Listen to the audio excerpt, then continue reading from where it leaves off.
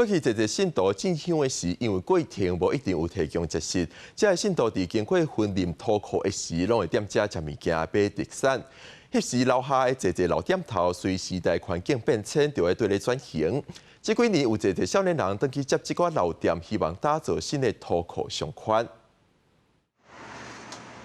这菜无因做奇怪口味的面条，无因热无因出修理机台，包装送货。往往在各种教英文的小古奇，几年前在厝中几十年的面店就要结束，以为小小姐就一日回来接班。就觉得不能让小孩挑食。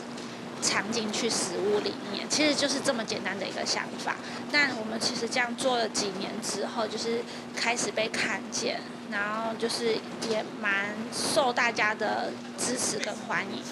做妈妈的小古奇，只是单纯无有囡仔紧食，快意外开始制作这种蔬菜面条，但感觉辛苦有价值，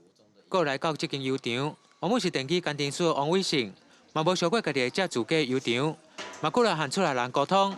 走出无共款的思维和通路。你更动用的东西，他们就会觉得很就是在破坏他们原来的，然后他们甚至说，这样我的客人都不会认识，对，只是我还是硬着头皮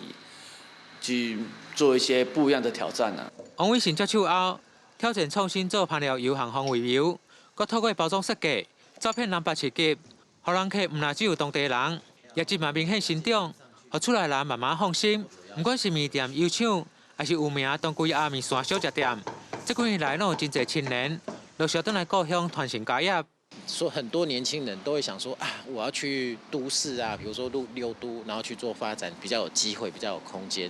可是其实你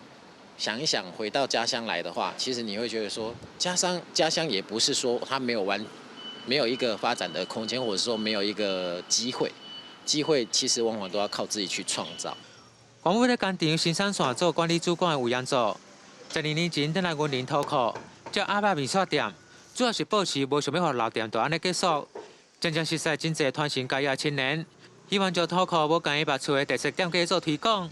让讨苦老家做日生活力，创造讨苦的新商圈。记者用为报道。